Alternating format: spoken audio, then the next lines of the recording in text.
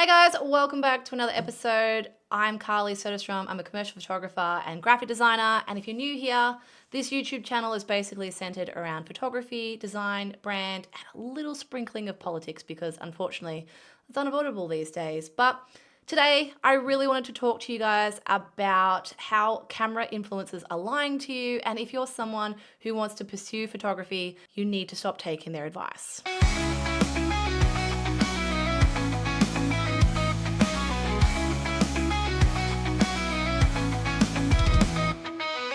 All right, guys, so I thought I'd do this video today because I mentor quite a lot of photographers and it's a conversation we have regularly. These are people who have gotten into photography as a hobby and they're really interested in starting to make some money off it. And so naturally they're watching a whole bunch of YouTube videos and they're being preached to by people who don't actually work in the industry about what camera to buy and what lens they need and how they need to upgrade to the latest MacBook. And to be honest, so much of it is nonsense. So we're gonna unpack it. But I will first preface this with I am a YouTube university graduate, I call it. I am also someone who followed that entire trajectory, which is why I feel like I can speak about it. I was a graphic designer and I started doing photography for my clothing brand at the time, and I really enjoyed it. And I wanted to learn more about it. And like most of us, the first person I stumbled upon was Peter McKinnon. And this is like OG Peter McKinnon. This is like 2017. And back then, Peter McKinnon was amazing. He used to put up some tutorials. He talked about when he used to work in the camera store and he was just showing you his process. And I found that really valuable. And obviously, as YouTube got bigger and more people entered the space, there's a real fight for attention there. So you've got people who are very tech specific, people who really care about the nuance of the gear itself.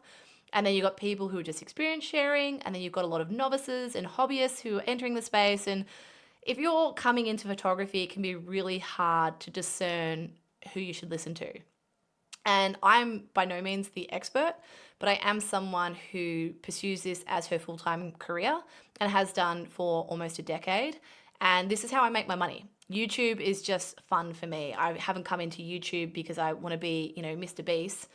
I have come into YouTube more so, I'm doing my master's in photography at the moment. I wanted to be able to document what I'm doing in my master's, and I thought YouTube would be a really good avenue for that because whilst I'm going through the information and the research, I can then digest it, and if I'm not able to relay it back to you, then I clearly don't understand it myself. So that's kind of why I finally thought I'd jump into YouTube.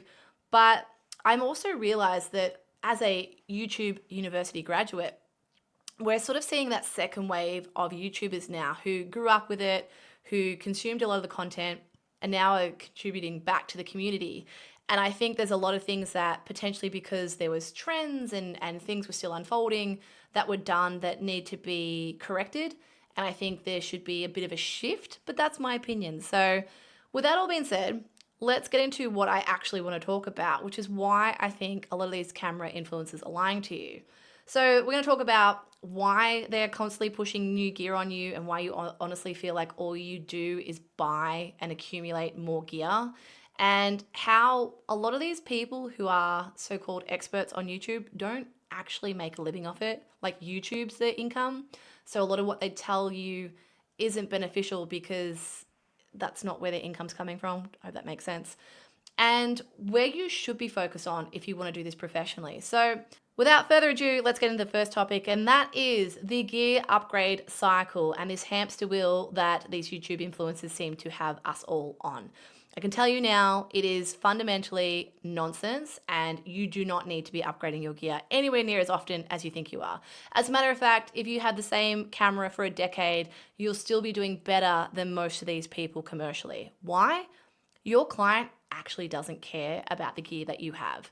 At the end of the day, no one cares if you have a Hasselblad or a Canon or a Sony or a Nikon. What they care about is that you do good work, you follow the brief, and you give them the deliverables in the time frame you said that you would.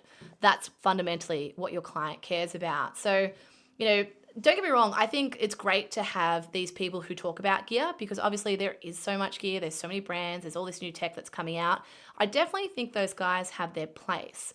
My concern with it though is that Every time Canon rolls out a new camera or a new lens, people think, oh, well, I need to go upgrade.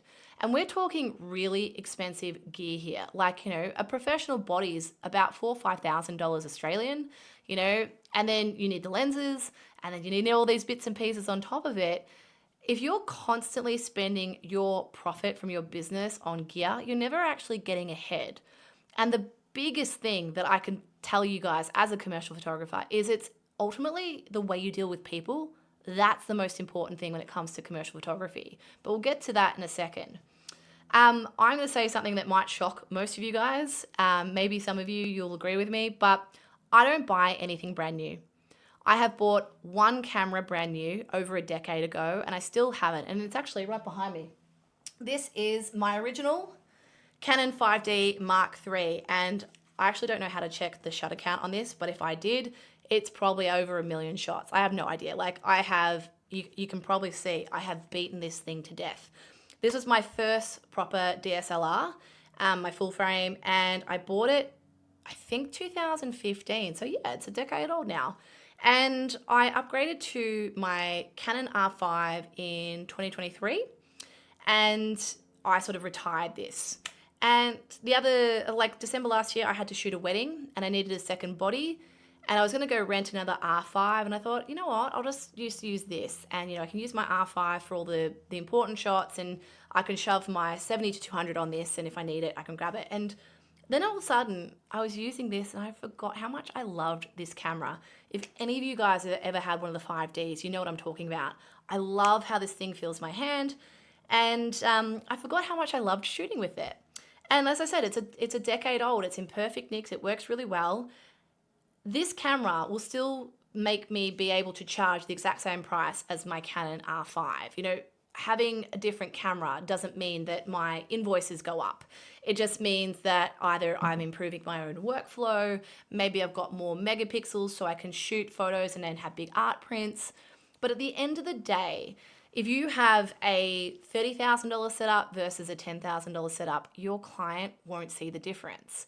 What really matters is your understanding that equipment, how to use it, and the way that you communicate with your clients. The other thing I'll say about camera gear is the upgrades aren't that big anymore. Going from DSLR to mirrorless, obviously that's exponential growth. Growing from film to digital, huge change. But for the most part, a lot of these cameras coming out, so the R1, the R3, the R5, the R6, the R7, R10, they're kind of not that different. I know people are going to argue and they're going to talk about the minutia, they're going to talk about the megapixels, and they're going to talk about all this other stuff. Yes, you can argue that. But at the end of the day, the skill of the photographer comes down to composing, lighting, and the rapport you have with your subject. And very little actually depends on the camera itself. And I know so many people are going to come for me in the comments about that, but that is honestly the truth. See, the thing is, when you're a photographer and you're getting started, you are doing so much effort to market yourself. You're probably doing a lot of content creation. You're putting yourself out there. You're doing a lot of shoots either for free or at a much lower rate. And so you're trying to really exponentially grow through that learning phase. If you think of it like a bell curve, you are trying to push through that growth phase as quickly as you can so you can get to the point where you can start charging good prices because you can't substantially live off these very small invoices that you're sending out. And so what a lot of people do is they think, well, if I get a better camera and I get a better lens, I'll be able to charge more because my photos are better. When in reality, what makes your photos better is your understanding as a photographer, your understanding of the science of light, and also the art of photography. And as I keep saying, the communication with your client. I don't believe upgrading from the Canon R5 1 to the Canon R5 Mark II is going to be something that makes you be able to increase your rate with a client. They don't care. You can argue it's because it doesn't overheat or because, that it's got better firmware or whatever. The reality is your client doesn't care. The second thing that kind of annoys me about camera influencers on YouTube or socials is their advice doesn't actually translate to the real world. Like they might come out with a new lens and be like, this is the perfect lens for landscape photography. And the reality is the perfect lens is the lens you have on you. You're not going to be carrying 17 lenses with you on every job. You're going to have one or two and you're going to grab the best one that you happen to have in your camera bag. And going out and accruing all this extra gear and then having that decision fatigue every time you're getting ready for a shoot actually hinders your ability to carry out the creative brief. I know we've all seen photos of people's gear cupboards or their gear cages, and they've got every lens that you can ever think of, and every little bit of tech. At the end of the day, the photo comes down to your creative vision and what's available in the moment that you're snapping that photo. And it could be the lighting, is it a sunny day? Do you need studio lighting? Do you need, clients there? Or is it a landscape, or is it product? All of that is actually what decides whether or not the photos are going to be good. And sitting there splitting hairs over whether or not you use a prime 35 millimeter or a standard 24 to 70 millimeter, it's kind of reductive. It's actually not beneficial to your craft. And, when you hear a YouTuber saying, fundamentally, this will change the game. Well, no, it doesn't. It really doesn't. It just makes you want to get stuck in that constant gear upgrade cycle. You're on this hamster wheel where you're constantly accruing new gear and essentially keeping yourself broke, because all of these lenses, all of these camera bodies, all of this tech is expensive gear, and it becomes really redundant after a couple of years as well. You might buy the Insta360 and then next year there's a new model, and the year after there's a new model, and there's a year after there's a new model.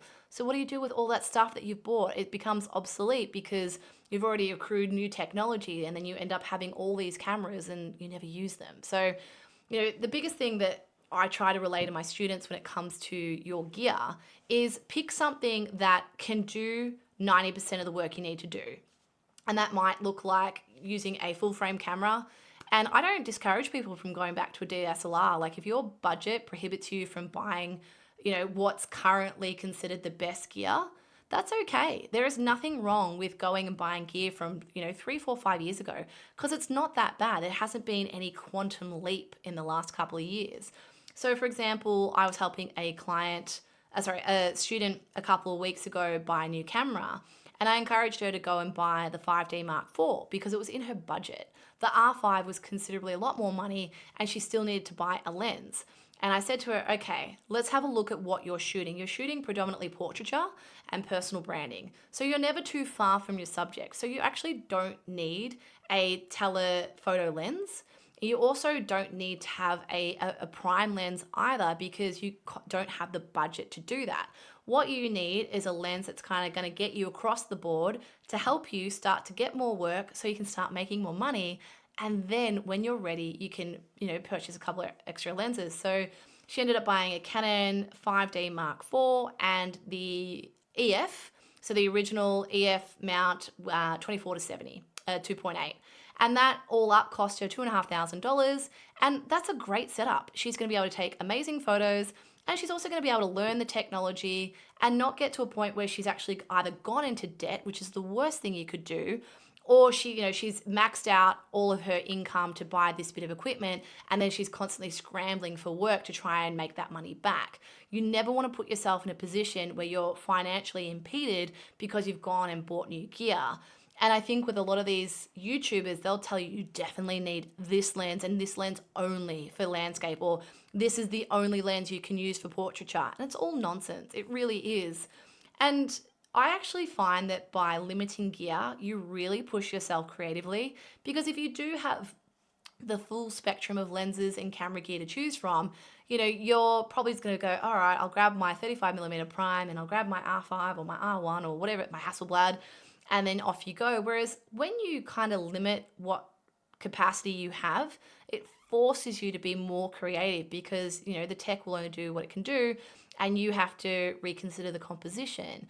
You have to reconsider the lighting. Are you moving things around? Are you changing the light? Are you waiting for a different time of day? Getting so caught up on the gear itself actually really hinders your capacity as an artist. The next one is the editing process, and I kind of roll my eyes whenever I see this, you need to learn this will speed up your workflow. At the end of the day, this part of editing is such a, how do I say this? This is an ego thing. This is something that so many up and coming photographers spend far too much time on, particularly when it comes to your client work. At the beginning stage or pre-production stage, there should be a very clear conversation between your client and yourself about what's required for the deliverables. And if all they want was a maternity shoot and they're paying $350 for it, then you need to make sure that you're not overcapitalizing and spending 5 weeks editing 10 photos, right? I mean, hyperbolic, obviously, but I see this a lot with my students, particularly people who are getting started in the industry. They'll take on a job at a much lower price point, let's say, $350 to $500, and then they spend a week just obsessing about the editing, making sure it's right. And in a commercial world, you don't have the time to be indulgent like that. It's a little bit like when you're at university and you get the full semester to work on your creative job. In the real world, you have time, like deadlines, and those timelines can't be pushed out. Whether something's going to print or it's being published or it needs to be up and on the digital in the digital space within the next 24 hours. You actually don't have the time to sit there and, oh, what grade am I going to use? And I might try that preset. And what happens if I spend 6 hours retouching in Photoshop? Now, that's not to say that retouching and editing isn't important. What isn't important is the indulgent part where you get so caught up on moving those little sliders 2 or 3 notches and going, ooh, what looked better? At the end of the day, you need to get those deliverables to your client. So when I see these videos obsessing over how to put 20 gradient masks in your photo and then spending 4 hours retouching one pimple on your cheek, there is definitely a time and a place to learn things to that kind of finesse. But unless Nike's paying you big bickies to go and retouch it, the chances are your client won't even notice those edits and you're spending a lot of time on something that's actually not profitable for your business. When it comes to editing, it's really important that you develop your style. And I think presets are a great jumping off point. So I don't ever discourage people from buying presets. But it does get to a point where they're kind of all the same, guys. And you realize that when you install them, you go, oh, okay, looks the same as this one. I think presets are a bit of a trap, and they're an easy way to bring some revenue in for people who have big followings. I've never released presets because I don't use them myself, because I look at every photo I'm taking differently and it always requires different tweaks. So I don't really have a one-size-fits-all preset that I can shove on any of my work. But when I've watched these videos and people are spending so much time trying to understand how to do these particular things, if you want to become a professional retoucher, totally different. Like understanding that and fine-tuning those skills, that will set you apart in the industry. But if you're a photographer who's trying to run a profitable business so that you can scale and grow, if you're spending days or weeks in the editing room, then you are setting yourself up for failure in your business. And that's the reality. So there's a time and a place for those sort of indulgent edits. And if it's fine art, like if you're having an exhibition or you really are trying to say something with a creative piece, that's totally different. When it comes to client work, they want to see good work and they want to see the work that they agreed on, not you going, oh, I'm so sorry, I'm still editing and I'm just working through the edits. Your client doesn't care. So if you can't achieve the outcome that you have signed your client on for, then you're basically selling a false promise, and that's going to become really detrimental to your reputation in the industry. All right, so now that I've sat there just basically hating on YouTubers, which I'm not, like I said, they all have their place, and I've certainly learned so much from YouTube, but I also learned a lot of stuff that was actually redundant or a waste of time, and I've also bought a lot of gear that I shouldn't have. So learn from someone who's made these mistakes the hard way. So what do you need to actually achieve some success as a photographer? Well, the first thing I would say is communication and having rapport with your clients. If you're going to invest anywhere, invest there. I have met so many creatives who are incredibly introverted, and there's nothing wrong with that. I understand that we all have very different personalities, but you do need to get to a point where you're able to convey who you are as an artist, be able to manage a shoot and be able to manage your client and communicate with them, not just on set, but in pre-production and in post-production. That is where you should spend a lot of your time, particularly you want to pursue this as a full-time career, because that's where a lot of your reputation comes from. Oh, she was great to deal with. I had a really good time on set with him. You know, they were so thorough, they were so considerate, they were so empathetic, they were really patient. That comes down to the client interaction. It doesn't come down to what camera gear you bought or what lens you were using. The rapport you have with your clients will also greatly impact the shots you take. You know, if you've gotten to a point where you're able to have your client be a little bit more vulnerable, and so that they're, relaxed in the shot, and you're getting a really nice portrait, you're going to get a much better result. And it doesn't matter how much time you spend in editing or what camera lens you use, it all came down to the fact you were able to build that trust with your client, and that's how you got the great photo. And I often see this a lot with my students. Whenever we have a workshop and we're working together and I hire models, I see the photographer hanging back and being quite meek, and letting the model do all the work. And for those who work in this industry, you know that often the people you're photographing aren't models. And if you're a fashion photographer, totally ignore what I'm saying. But if you're a portrait photographer, or you're doing real estate, or you're doing personal branding or maternity or wedding, you have to coach your clients because you want to get them good photos, and the client can't see themselves. So if you're not taking the time to be able to learn how to communicate so that you're not just barking orders at your client, that's actually detrimental to the relationship you're building in the industry. So something that I am really, really passionate about is communication style. And first things first, when you're booking a photographer, you need to find someone that you feel comfortable with. Different personalities don't gel all the time. So for example, if we talk about wedding photography, you might go and see 4 or 5 different wedding photographers, and then you'll pick someone that you go, oh, I just felt like that person got me, or I just felt like that person really, listened to me. And that's who you choose because you've got that rapport.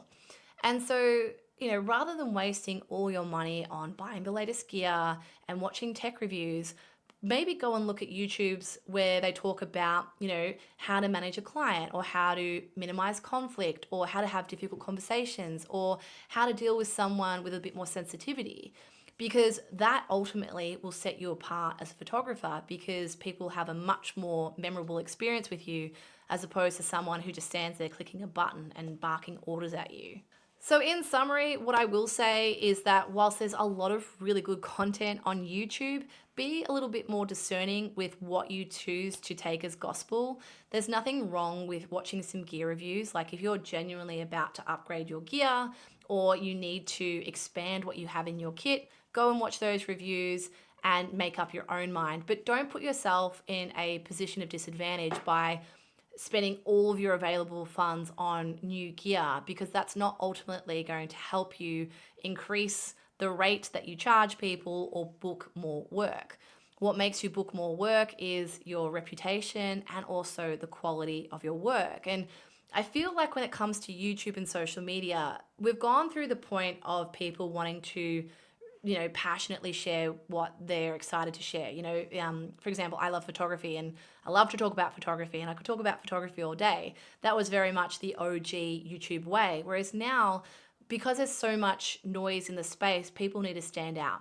So you'll see clickbaity things, or people being, hyperbolic, or coming to market like, this is crazy, I couldn't believe this happened. And I kind of don't find that productive.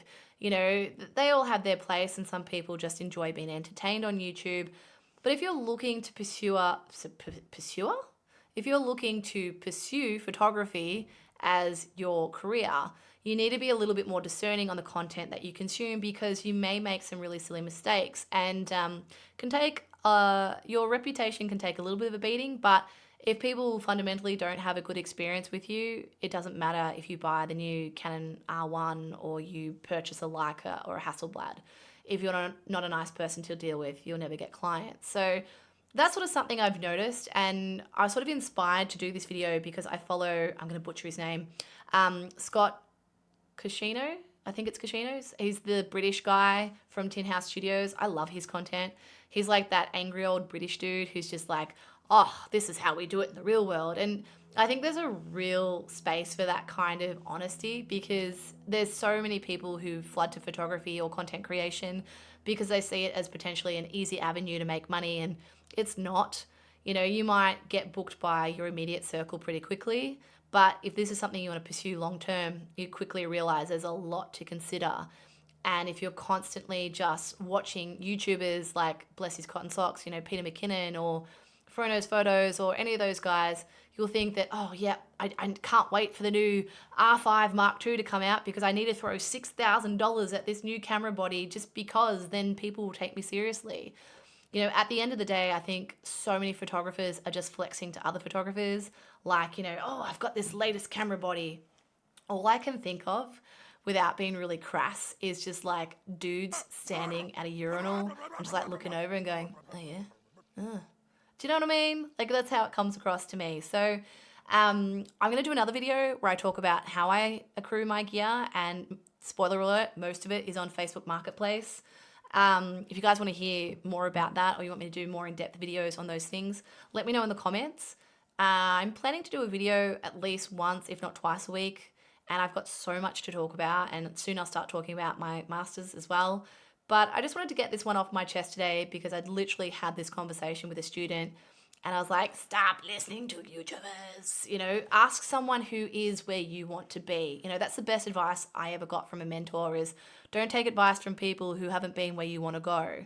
And that's exactly what I'd say with YouTube. So with that all being said, guys, please like, subscribe, do all the things that you do on YouTube because I'll be doing more of these. And I look forward to seeing you in the next one. Bye.